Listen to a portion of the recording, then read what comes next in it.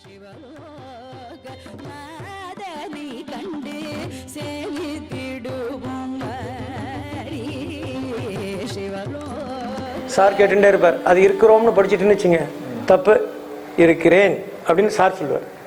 அந்த லைன்லாம் அப்படிதான் சொல்லுவார் சார். அதெல்லாம் ஒரு பாய தப்பிக்க முடியாது. சித்திரகுப்தனே தப்பிக்க, சித்திரகுப்தன் தோத்துனதில்ல, அதெல்லாம் அவெல்லாம் ஒண்ணுமே பண்ண முடியாது. அப்படி சொல்லுவார் சார்.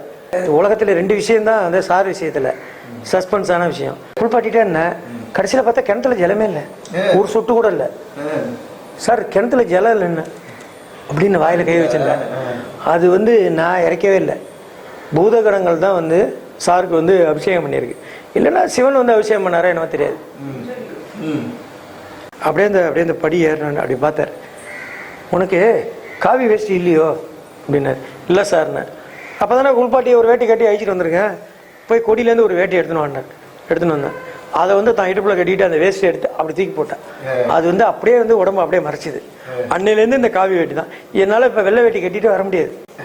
வெள்ளை வேட்டியே கிடையாது. அதுமாரி எங்கள் அம்மா செத்து போனப்போ எல்லாரும் சொன்னா, சாஸ்திரிகள்லாம் நீ காவி வேட்டி கட்டிட்டு இதெல்லாம் பண்ணக்கூடாதுன்னா நான் சொல்லிட்டேன். எங்கள் அம்மா கரையாறினாலும் சரி, எங்கள் அப்பா கரையாறினாலும் சரி, ஏறாட்டினாலும் சரி, நரகத்துக்கு போனாலும் சரி, இந்த காவி வேட்டி இல்லாமல் ஒரு காரியம் எனக்கு தேவையில்லை. நான் சிவனை நினச்சிட்டு கொல்லி வைக்கல, சிவன் சாரை நினச்சி தான் கொல்லி வச்சேன். எங்கள் அப்பாவுக்கும் அப்படி தான் வச்சேன், எங்கள் அம்மாவுக்கும் அப்படி தான் வச்சேன். அப்படி எங்கள் அம்மா நரகத்துக்கு போனால் பரவாயில்ல, எங்கள் அப்பா நரகத்துக்கு போனால் பரவாயில்ல, சார் தான் நமக்கு, சாரை நினச்சி தான் வைக்கணும்னு வச்சேன். அதனால தான் மேட்டுசாமிகள்கிட்ட நம்ம ரொம்ப ஒரு பிரியம். கடைசியில் சித்தியாக போது கூடயே இருந்தது இல்லை மேட்டுசாமிகிட்ட. ஒரு 2.5 மாதம் 1.5 மாதத்துக்கு மேலே இருந்தேன். 1.5 மாதத்துக்கு மேலே இருந்தேன். மேட்டுசாமிகளோட யாத்திரை அது என்னாச்சுன்னா போக ஆரம்பிச்சேன்னா அப்புறம் சொன்னார், நீ ஒரு நடம் போனால் 250 ரூபா உனக்கு செலவாகுது, நீ வர வேண்டான்னு. சரி பெரியவா நான் வரல, நான் நீங்கள் எனக்கு ஆசீர்வாதம்லாம் பண்ண வேண்டாம். என் குரு எனக்கு 99 மார்க் போட்டு 1 மார்க் இருக்குதுன்னா நான் உலகத்தில் உள்ள சாமியார்ட்ட போய் எனக்கு 1 மார்க் போடணும்னு கேட்கணும். எனக்கு 100க்கு 199 போட்டிருக்கிறப்ப எனக்கு அப்படியே 100க்கு 199 போராட்டினாலும் நீ 2 லட்சம் கோடி ஆண்டுகளுக்கு நீ பாவியாக சபிப்பாய் அப்படின்னு சார் லெட்டர் போட்டு எழுதியிருந்தா கூட அது எனக்கு ஹாப்பி தானே. அது என் குரு தானே எனக்கு பண்ணுறாரு. ரோட்டில் 100 சாமியார் எனக்கு பண்ணல. என் குரு என்ன செஞ்சால் தான் என்ன, 1 லட்சம் ஆண்டுகள் வரையும் நீ பாவியா என்னோட இருக்க போற, என்னோட உலகத்தில் சந்தோஷப்படுறோம் ஒருத்தனை இருக்க. அப்பயும் என் கூட தானே இருந்தாகணும். சார் கேட்கப்புறம் என்ன பாவியாது லட்சமாவது ஆண்டுகள் அது, அதெல்லாம் அப்புறம் வந்துக்கலாம்.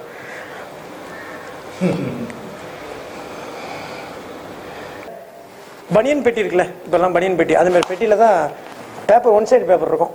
அந்த பெட்டி டெஸ்க்கு 1 சைடு பேப்பர் தான். அந்த எல்லாத்தையும் கொண்டு அங்கே வச்சுட்டு உட்காந்தோன்னே எப்பயும் சேப்பு துண்டு இருக்கும், காலில் இருக்கும். காலை அப்படி தூக்கி போட்டுட்டு மகாராஜா மாதிரி காலை போட்டு ஆட்டிட்டு உட்காந்துருப்பேன். தலை ஒரு கட்டு கட்டியிருப்பேன். நீ படுத்துக்கொண்டு முதல்ல கொஞ்சம் தொணன்னு பேசின்னு இருந்தேன். அப்போ தான் சார் சொன்னேன். நான் கேட்டேன், அப்படி பார்த்துட்டு எழுதியிருக்கல, உங்களுக்கு யார் சார் எல்லாம் சொல்கிறான்னு கேட்டேன். நீ டிவி பார்க்குறீனோ, உனக்கு சுவாமி டிவி வச்சுருக்காரோ, அதுமாரி சாருக்குன்னு ஒரு டிவி வச்சுருக்கேன், சாருக்கு மட்டும்தான் தெரியும் அப்படின்னு அப்படியே பார்த்துன்னு எழுதிட்டே இருப்பேன் சார். நடராஜன் என்ன பண்ணாரு, சாரை கேட்டார், நான் மதிவாணனுக்கு சரி பண்ணிட்டீங்க, பெத்தலு சரியாயிட்டான், நான் சரியாயிட்டேன், எல்லாரும் சரியாயிட்டான், சுப்புனியை மட்டும் நீங்கள் அப்படி என்னை பற்றி கேட்ட ஒரே கேள்வி அவர் தான் கேட்டேன், சுப்புனியை மட்டும் நீங்கள் அப்படியே வச்சிருக்கீங்க அப்படின்னு சொன்னதுக்கு சார் சொன்னார், அவன் விதிப்படி நடக்கும்பா அப்படின்னு சொன்னார். ஃபர்ஸ்ட் ஆர்கே மட் ரோட்ல இருந்தா சார், அதில் ஒரே ஒரு மனுஷன், அரை மனுஷன் தான், முழு மனுஷன் கால் நீட்டினா அடுத்தது நீங்கள் நம்ம படியில் தான் நிற்கணும். மேலே ஹாஸ்பிட்டல் சீட்டு, சைடில் ஜன்னல் இருக்கும். எங்க அப்பா என்ன முத அங்கே தான் அழைச்சின்னு போனான். சார் என்னை உட்கார வச்சு அங்கே பேசியிருந்தேன். ஆர்கே மட் ரோடு மெட்ராஸில் எங்கெங்கெல்லாம் இருந்தாலும் எல்லா இடத்துக்கும் போயிருக்கான். சார் மந்தவள்ளி பஸ் ஸ்டாண்டில் தனக்கு ஸ்டேஜ் வந்துட்டா என்னன்னு பார்க்கறதுக்காக பிச்சை எடுத்தேன். அப்போ யாரோ 25 பைசா போட்டான்பா, எனக்கு அந்த ஸ்டேஜ் வந்துட்டு எனக்கு ரொம்ப சந்தோஷமாக இருந்தது அப்படின்னு ஒரு கடை சொல்லியிருக்கேன். அப்படின்னா என்னன்னு புரிஞ்சுதா? அது எனக்கு அப்போ புரியல. அதேமாரி நான் என்ன பண்ணேன், ஏணிப்படியில் மாந்தார்கள் அந்த பாவி பாமரன் சிறந்த துறை விஞ்ஞானிலாம் இருக்குல்ல, அதெல்லாம் படித்து பார்த்துட்டு சாரை கேட்டேன், நீங்கள் எந்த ஸ்டேஜில் சார் இருக்கேன்னு கேட்டேன். உனக்கு என்ன புரியுறதுன்னு கேட்டேன். எனக்கு ஒன்றுமே புரியலையே சார், அதான் என் ஸ்டேஜ் அப்படின்னு சொன்னேன். அதுவும் என்னன்னு புரிஞ்சுதா? அதுவும் புரியல. அது எப்படி அவன் புரியும்? அதே மாதிரி ரயில்வே ஸ்டேஷனுக்கு வண்டியில் கூட்டிகிட்டு வரும்ல, ஒரு இடத்துல ஒரு பிச்சைக்காரன் பிச்சை எடுத்துகிட்டு இருந்தான். இறங்கி அவனுக்கு 5 ரூபா போடுறான்னா என்னமோ எந்திரிச்சிட்டு சொன்னேன். சார் சொன்னார், போன ஜென்மத்தில் அவன் என்ன பாவம் பண்ணான்னு உனக்கு நான் சொன்னேன்னா, அவன் 4 ரூபா போதுன்னு. என்னடா கஞ்சத்தனமாக 4 ரூபா போட சொல்கிறாளேன்னு நினச்சேன்.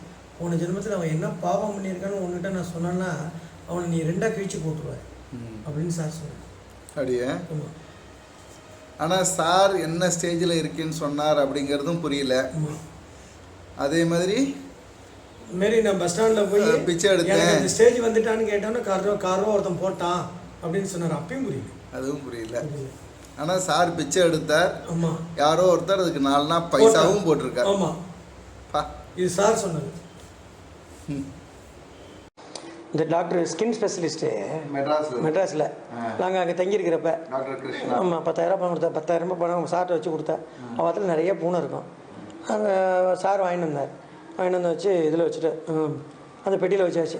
ராத்திரி படுத்திருந்தோன்னா மௌலி வந்து வருவார் படுக்கிறதுக்கு. மௌலியும் காலையில் என்னையும் கூப்பிட்டார். மௌலி 1 ரூபா வச்சுருக்கேன்னு கேட்டார். 1 ரூபா. அந்த 10,000 இந்த ஒன்றையும் வச்சு அவள்கிட்ட திருப்பி கொண்டு கொடுத்து வந்துருக்கு. 2 பேரும் போங்கன்னு. 2 பேரும் இங்கேருந்து போனால் அந்த மாமி அழுதுண்டே இருப்பா. சாருக்கு எப்போ பணம் வேணுமோ அப்போ வாங்கிக்கிறேன்னு சொன்னார்னு சொல்லி திருப்பி கொடுத்துட்டு வந்தோம். 4 மௌலியும் ஆடிட்டர் மௌலியும். சார் நடந்து போவாரா? நிறைய நடப்பார். சார் மாதிரி நடக்க முடியாது, நெருப்பு மாதிரி நடப்பார். நாங்கள் பழைய பஸ் ஸ்டாண்ட்லேருந்து ரயில்வே ஸ்டேஷன் 3.5 கிலோமீட்டர் பறக்கும். நெருப்பு மாதிரி நடப்பார் சார். நல்ல பாம்பு மாதிரி போவார். அதேமாதிரி சார் சொல்லியிருக்கார், கும்போணம் பாலக்காரர் இருக்குல்ல, பாலத்தில் குதித்து சாமி மலையில் போய் கரையேறுவாங்க. ஆமாம், சார் சொல்லியிருக்கார். அதேமாரி வந்து திருவையாறுலேருந்து அந்த காலத்தில் காவேரியில் எதிர்நீச்சல் போடுவார். எதிர்நீச்சல் போட முடியாது. அதேமாரி திருவையாருக்கு அந்த பக்கம் உள்ளவா திருவையாறுக்கார எல்லாரும் வாழை மரம் இருக்குல்ல, மரத்தை வெட்டி அதில் ஒன்றா இணைச்சி கட்டி நைட்டில் ராந்தல் விளக்கு வச்சுக்கிட்டு அதில் கரிகாயை ஏற்றிட்டு கும்போணம் படித்துறையில் வந்து கரையேற்றுவலாம். அது சார் சொல்லியிருக்கார். சார் வந்து பெரியவாளை பற்றி ஏதாவது உங்கள்கிட்ட பேசியிருக்காரா? என்ன பார்த்துட்டு இல்லை, எங்கள் அண்ணாவை பார்க்க வேண்டாம் சொன்னது ஒன்று தான். அது ஒன்று தான். அதெல்லாம் ஒன்றுமே சொல்ல. வேற ஒன்றும் பேசுங்க. அவள் அப்பா அம்மாவை பற்றி அதெல்லாம் ஒன்றுமே. அவள் கூட பிறந்தவள யாராவது அவள் சாரோட அச்சனை ஒருத்தர் சுப்பிரமணியன், அவள் சொந்தக்காரா, இவெல்லாம் அந்த நம்ம பல்லாவரம் வைத்தி இவெல்லாம் வருவா வந்து எதாவது சொல்லுவாள். இதெல்லாம் ஏன் என்கிட்ட சொல்லிட்டு இருக்க, அந்த செவத்துக்கிட்ட சொல்ல இப்போ செவத்துக்கிட்ட போய் சொல்ல அப்படிம்பா. அதேமாரி சாரோட மாமியை பார்த்துருக்கேன் நான் பார்க்கணுன்னு கேட்டதுக்கு அவன் போகலான்னா அப்புறம் வேண்டாம் அப்படின்ட்டேன். வேண்டாம், எங்கள் அம்மா தான் கேட்டுருந்தா, சார் உங்கள் மாமியை ஒரு நட போய் பார்த்துன்னு வந்தோம். சரி சார் போகலான்னு சொல்லிட்டு அப்புறம் வேண்டான்னு சொல்லிட்டேன். இங்கே நம்ம ஜலதரங்க மாமி ஒரு மாமி பார்த்தோமே, அந்த மாமி திருவன்காடு வந்திருந்தேன். வந்திருந்தானே வாசத்தை பேர் மறந்து ஜலதரங்கம் எங்கள் இடத்துல தான் கொட்டா இருக்கேன். வாசலில் ஃபேன்லாம் போட்டு தங்க வச்சாச்சு. காலையில் எழுந்திரிச்சு இந்த நைட்டு கிளம்புறேன்னா போகக்கூடாதுன்னு எங்கள் அம்மாட்ட சொல்லி அவளுக்கு வத்த குழம்பு வச்சு எல்லாம் சாதம்லாம் ரெடி பண்ணி போட்டுருந்தேன். எங்கள் அம்மா அப்படியே சாரப்பா தரிசனம் பண்ண வரவாளுக்குலாம் அம்மா சாப்பாடு வச்சு எல்லாருக்கும் போட்டாச்சு. போட்டு காலையில் எழுந்துச்சு டிஃபன்லாம் பண்ணி காரில் ஏறி எல்லாம் உட்காந்துட்டா. கொஞ்சம் சீராயிட்டு காரில் ஏறி எல்லாம் வேனில் எல்லாரும் ஏறி உட்காந்துட்டா. இந்த மாமி என்ன வாசிப்பானு உனக்கு தெரியுமா, என்ன தண்ணியில் கிண்ணத்தை வச்சு அடிப்பான்னு. அவளை கூப்பிடு அப்படின்னு நான் கூப்பிடுறேன். குழந்தை ஆசைப்படுறான். ஜலதரங்க வாசலில் எங்கேயாவது கார் கிடக்க அந்த வாசலில் வச்சு ஜலதரங்க அந்த மாமி வாசிச்சு காமிச்சார். சார் வந்து அதிஷ்டானத்தில் ஸ்நானம் பண்ணி வைக்கிறப்ப தலையில் வந்து ஒரு செண்டோரல் மொத்தத்துக்கு ஒரு முடிச்சு இருக்கும். ஒரு 1000 முடிச்சு போட்ட மாதிரி இருக்கும். அதில் அது என்னது, அது முடிய ஒரு தலைமுடியா சதை மாதிரி மாதிரி. ஓ, இது என்ன தெரியுமா உனக்கு அப்படின்னு கேட்டேன். தெரில சார்ண்ணா. சார் முடி அப்படியே விலைக்கு இதை பாரு அப்படின்னு பார்த்தேன். இதுதான் பிரம்ம ரகசியம் அப்படின்னு சொன்னான். அதில் வந்து ஒரு ஒரு 1000 முடிச்சிருக்கும். அதில் முடிச்சா இருந்தது. இதை வந்து உங்கள் கையால் தலையில் தட்டுன்னு சொன்னான். நான் வந்து சார் தலையில் எப்படி தட்டுறதுன்னு பயந்துட்டு லேசாக வச்சேன். நோ, நீ தட்டுறது ரோட்டில் போகிறவன் கேட்குற மாதிரி தட்டணும். 2 தட்டு, ஒரு தட்டு தட்டுன்னா, ஒரு தட்டு கொஞ்சம் வேகமாக தட்டினேன், இன்னொரு தட்டு தட்டுன்னா தட்டினேன். அப்போ தான் சார் வந்து இப்படி குனிஞ்சு பார் இதான் பிரம்ம ரகசியம் அப்படின்னு சொன்னான். ஆனால் என்னன்னு புரியல. புரியல. ஆனால் தலையில் அப்படி மரம் இது முளைச்ச மாதிரி இடத்துல ஒரு கொம்பு முளைச்ச மாதிரி இருந்தது. அது ஆனால் சதையால் ஆனது. அதில் முடிச்சா இருந்தது. அந்த சதை முடிச்சு ஒரு இவ்வளோ பெருசு இருக்கும். அப்படியா? அப்பா, அந்த முடியல அப்படியே. ஆனால் வெளியில் தெரியல, தெரியாது. ஓப்பன் பண்ணி காமிச்சு சொன்னான். அப்படியா?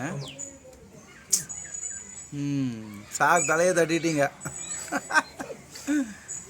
ஊறுகாய் மிளகா தொட்டுக்கோ. இப்போ அம்மாட்ட போய் இந்த ஊறுகாய் போட்டுக்கோ. மத்தியானம் கிடாரங்காய் போடு. இந்த அந்த சுவாமிக்கு 6 காலம், உனக்கும் 6 காலம். அதனால் சார் வந்து சாப்பிட்டியான்னு என்னை கேட்டதே கிடையாது. எத்தனாவது காலம் தான் கேட்பேன். சார் இது 4வது காலம்பேன். சரி இன்னும் 2 காலம் பாக்கி இருக்கா சுவாமிக்கு அப்படிம்பேன். ஆமாம் சார் இன்னும் 2 காலம் பாக்கி இருக்குது சார். 6 காலம் முடிஞ்சோன்னே இப்போ பெத்தில் இருக்கான என்ன அப்படி தான் கேட்பான். இது எத்தனாவது காலம் கொட்டிக்கிற அப்படின்னு தான் கேட்பான். அது அது ஒன்று சொல்ல. ஸோ 6 கால நைவேத்தியம் நடந்துட்டு இருக்கு. ஆமாம் இப்பயும் அதே மாதிரி தான் நடக்குது. இப்போ 6 காலம் இல்லை, இப்போ நிறையாவே ஆயிடுத்து. இப்போ சாப்பாடு தான் பிரதானம். திருவண்ணாட்டில் பெரிய ஒரு திருநெல்வேலிக்காரர், நல்ல பெரிய டாக்டர், ஒரு ராஜதூர் பைக் வச்சுருக்கார். எனக்கு அவர் பைக் மூலிமா ஃப்ரெண்டு. ஆனால் ஒருத்தவங்க கூட அங்கே அவர் டாக்டரை பார்க்க போக மாட்டான். பாக்கி எத்தனை டாக்டர் ஒரே கூட்டமாக இருக்கும். கூட்டம்னா ராத்திரி 12 மணி வரைக்கும் இருக்கும். சார்ட்ட வந்து எனக்கு ரொம்ப ஆதங்கம், இவர் ஒரு பெரிய நல்ல டாக்டராக இருக்கார், இவருக்கு கூட்டம் போலியே, எல்லோரும் அவருக்கு கூட்டம் போகுதுன்னு நினச்சிட்டு இருந்து சார்கிட்ட சொன்னேன். சார் திடீர்னு மறுநாள் காலையில் எனக்கு உடம்பு ஜுரம் அடிக்கிற மாதிரி இருக்குது, எனக்கு மாத்திரை ஒன்று வாங்கிட்டு வந்தால் தேவலாம் அப்படின்னா. யார்கிட்ட சார் வாங்கணுன்னு? டாக்டர்கிட்ட தான் வாங்கணுங்க. டாக்டர்னோடனே நமக்கு இந்த டாக்டர் தானே ஃபேவரட் டாக்டர், டக்குன்னு ஒரு ஞாபகம் வந்துட்டு உடனே சொன்னேன். என்னென்ன நான் செய்வேனோ அதெல்லாம் சொல்லி சாப்பிட்றதில்ல, என்னென்ன இதெல்லாம் என்னை பற்றி தெரியுமோ எல்லாம் சொல்லி அவர்கிட்ட மாத்திரை கேட்கணும்ல. இங்கேருந்து போய் நான் எல்லாத்தையும் வீரபிரதா சாரை பற்றி எல்லாத்தையும் சொல்லி மாத்திரை கேட்டேன். நான் எப்படி மாத்திரை கொடுக்குறது, பார்க்காமலாம் கொடுக்க முடியாது, நான் நேராக வந்து பார்க்குறேன் அப்படின்னு. உடனே பைக்கில் வந்துட்டு வந்து பார்த்துட்டு, பெரியவா நான் ஒரு மாத்திரை தரேன், அந்த மாத்திரையினால் சௌரியமாகிடுதுன்னு நான் சொல்ல மாட்டேன், மாத்திரை ஒன்று தரேன், ஒரு துளி வாயில் போட்டுக்குவோம் அப்படின்னு. ஏன்னா சார் ஜலம் கொடுக்க மாட்டாரே, அந்த வாங்கிட்டு கொடுத்தோம். மறுநாள் அந்த மாத்திரை என்னைக்கு போட்டாரோ அன்னையிலேருந்து இன்னை வரையும் அடுத்த ஒரு 10 நாளில் பார்த்தீங்கன்னா அவள் அம்மா வாசலில் சேர் போட்டு எங்கள் வீட்டுக்கு யாரும் பேஷண்ட் வராதிங்கன்னு கையெடுத்து கும்பிட்டேன். அவ்வளோ கூட்டம்னா தாங்க முடியாத கூட்டம். இன்றைக்கும் சீரியலில் குழந்தைகள் ஸ்பெஷலிஸ்ட் நம்பர் 1 ஸ்பெஷலிஸ்ட், அவர்கிட்ட 2 மாதத்துக்கு முன்னாடி அப்பாயின்மெண்ட் வாங்கணும், அவ்வளோ கூட்டம் இருக்குது. அந்த அதே ரகுபதி டாக்டர். அதே மாதிரி என் ஃப்ரெண்டு ஒரு பையன் ஜோசியர், அவன் உடனே நவகிரகம் 13னா 24ன்னு நினைக்கிறாள். சொன்னேன், சார் என் பெரிய ஜோசியர் சார் அவன் அப்படின்னு. அப்படியாப்பா அழிச்சுன்னு வாப்பான்னு சார் அழிச்சுன்னு போனேன். பெரிய ஜோசியர் சார்னு சொன்னேன். வாசலில் உட்காந்துருந்தா என் ஜாதக நோட்டு எடுத்துன்னு வாப்பான்னு. நான் போய் ஜாதக நோட்டு எடுத்துகிட்டு வந்து கொடுத்தேன். இந்த தண்ணி விஷயம் எப்படி உலகத்தில் எனக்கு சார் சொன்னாரோ அதுதான் வந்து ஒரு மூடன், ஒன்றும் தெரியாதவன், என்ன சாரோட இது என்ன ஸ்டேஜ் கேஜி இந்த புத்தகத்தை பற்றி தெரியாதவன், சார் யாருன்னு தெரியாதவன், மடத்துக்கும் அவருக்கும் சாருக்கு சம்மந்தம்னு தெரியாதவன் அவன் சொன்னான் பாருங்க. அப்படி நோட்டை அப்படி பெரட்டினான். அங்கே தான் வந்து இந்த கடவுள் தெய்வம்லாம் சாமிலாம் சொல்கிறாலே அது சொல்ல வச்சு தான் என்னங்கிறது ஒரு பெரிய மிராக்கல்னு என்ன. உலகத்தில் சாவர வரையும் எனக்கு 2 தான், அந்த தண்ணி விஷயம், அந்த பய சொன்ன விஷயம். ஒரு ஈனமான ஒரு பய அப்படியே நோட்டை திறந்தோன்னு சொன்னான், மகான்களுக்கு நவகிரகங்கள்லாம் வேலை செய்யாதுன்னு மூடி சார் கையில் கொடுத்தான். சார் ஆசீர்வாதம் பண்ணார், ஜாதகத்தை சாதகமாக சொல்லு அப்படின்னு. இன்றைக்கி 1000 ரூபா சம்பாதிக்கிறான் தருவாங்கல்ல, ஜாதகத்தை சாதகமாக சொல்லு அப்படின்னு சொன்னான் சார். பெரிய ஜோசியர். ஆமாம், சூப்பர். ஏதோ ஒரு அனுகிரகம் இருந்ததுனால தானே சார்கிட்ட வந்தார். இந்த பாலகுருக்கள் வந்து சார்கிட்ட ரொம்ப பேசுவார். பாலகுருக்கள்னு ஒருத்தர். நான் தான் சார்கிட்ட அந்த 79க்கு பிறகு நான் கோயிலுக்கே போகிறது இல்லையா, அந்த பாலகுருக்கள் செத்து போய் அப்பா செத்து போயிட்டான். பூஜைக்கு வழியே கிடையாது, யாருமே பண்ணுறதுக்கு இல்லை. 14 கோயில் மணி அடிக்கணும். டெய்லி காலையில் எழுந்திரிச்சு நான் போய் எங்கள் அம்மா நைவேத்தியம் வச்சு கொடுப்பா. 14 கோயிலுக்கு நைவேத்தியம் பண்ணிவிட்டு அந்த 7 மணிக்குள்ளே இங்கே வந்து சாரோட நந்தவனத்தில் பூ பறிக்கிறதுக்கு, அதுக்கப்புறம் ரெகுலர் வேலை நடக்க ஆரம்பிச்சிடும். அப்புறம் நீங்கள் ஸ்கூல்லாம் படிக்கவே இல்லையா? அதோட ஸ்கூல் லீவில் தானே செத்து போயிருக்கா. ஓ சரி. இந்த ஸ்கூல் லீவில் தானே செத்து போயிருக்கா, அதனால தானே அந்த பூஜையே நடக்குது. அது இது வந்து 10வது போனேன், பூஜையெல்லாம் பண்ணிட்டு அங்கே வந்தேன். சார் கேட்டேன், என்ன எங்கே போயிட்டு அப்படின்னு. சார் இதுமாரி பாலகுருக்கள் அப்பா, பாலகுருக்கள் தான் நல்லா தெரியுமே, அதுமாரி செத்து போயிட்டால, பூஜைக்கு யாரும் வரல, என்னை வந்து இந்த கோயிலில் போய் பூஜை பண்ண சொல்லிட்டேன். எல்லா கோயிலும் போய் 13 கோயிலுக்கும் பூஜை பண்ணிட்டு வந்தேன். பூஜைனா எப்படி பண்ணுவேன்? போவேன் சார், என்ன தருவேன், பூவெல்லாம் பறித்து வைப்பேன், தண்ணியை ஒரு கொடுத்த ஊற்றுவேன். சுவாமி நமக்கு ஒன்றும் தெரியாது, சாப்பிட்ருந்தேன், அவ்வளோதான். வேறு ஒன்றும் தெரியாது சார், வேலை ஒன்றும் இல்லை. தண்ணியில் சுற்றி காட்டுவேன், அது என்ன நடக்குதுன்னு தெரியாது சார். தான் சார் பகவான் சாப்பிட்டா இருப்பேன் அப்படின்னு சார் சொன்னேன். அப்புறம் அவள் அம்மா செத்து போயிட்டா. 1.5 மாதம் 40 நாள் 38 நாள் பூஜை பண்ணேன் தொடர்ந்து. உடம்பு முடியாமல் இருக்கிறப்ப மூர்த்தி மாமத்தில் இருக்கிறப்ப ஒரு நாள் காலையில் 7:30 மணிக்கு ஆரம்பிச்சதுலேருந்து ராத்திரி 7 மணி வரையும் உனக்கு என்னப்பா வேணும், உனக்கு என்னப்பா வேணும்னு ரெக்கார்டிங் வாய்ஸ் மாதிரி கேட்டுட்டே இருந்தா. பொழுதுக்கும் கேட்டா. எனக்கு ஒன்று சரி, நம்ம சாமிகிட்ட வரம் கேட்கறதுக்கு நம்ம என்ன தெரியும், சாமியாக தான் வரம் கொடுக்கணுமே தவிர நம்ம கேட்கணும்னா கேட்க விடுமா? எனக்கு ஒன்றும் தெரியாது, நான் அப்படியே பேசாமல் இருந்தேன். எனக்கு ஒரு கவலை வந்துட்டு, சார் செத்து போயிட்டா நம்மகிட்ட பேசாட்டினா என்ன பண்ணுறது? சார்கிட்ட கேட்டேன், நீங்கள் செத்து போயிட்டா என் கனவுல வந்து பேசணும் சார் அப்படின்னு கேட்டேன். நான் பேசுவோம்பா அப்படின்னு சொன்னேன். நான் சொன்னேன், நீங்கள் பேசுவேன்னு சொன்னால் நீங்கள் சொன்னால் சரியாக வராது சார் அப்படின்னு. என்ன பண்ணணுன்னாரு, சத்தியம் பண்ணி கொடுங்க சார்னு. கையை நீட்டு அப்படின்னு கை நீட்டினார். 2 நிமிடம் சத்தியம் பண்ணி கொடுத்து. இப்போ சார் நேராக வந்து பேசினா கூட எனக்கு அது நம்பிக்கை இருக்காது. சார் சொப்பனத்தில் பேசினா தான் எனக்கு நம்பிக்கை இருக்கும். நிறைய வராது, நிறைய வந்திருக்காரு. பவபயங்களை போக்கி பவபயங்களை போக்கி பரமபதத்தை கொடுத்த